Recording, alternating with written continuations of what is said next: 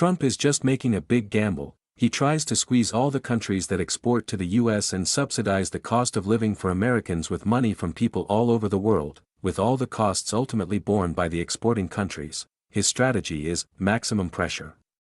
He first seeks trouble with US allies, hoping that they will take the lead in yielding to the US and exporting their interests to the US, thus being packaged by Trump as an example of the success of maximum pressure. Only when America's allies have completely submitted to him will he ask them to cooperate with the United States in containing China. Unfortunately, his allies betrayed him, his staff resigned one after another.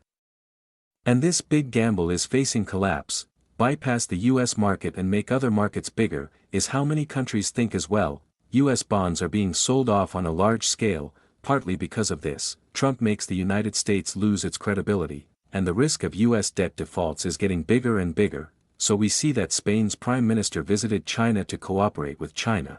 Argentina backstabbed the United States and signed a currency swap agreement with China. Saudi Arabia and South Africa's top brass, and China's commerce minister spoke on the phone. Russia made it clear that it would cooperate actively with China no matter what the situation, and the European Union has agreed to new negotiations on the cancellation of the EU tariffs on electric cars in China.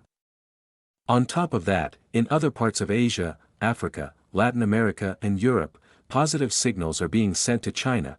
Trump's stirring up of a tariff war has helped to create a bigger pie for China to work with and make with non-US markets around the world. Former U.S. Secretary of State Abraham Lincoln couldn't stand to watch, accusing Trump of behaving not to put America first, but to isolate America, depleting the national credibility of the U.S.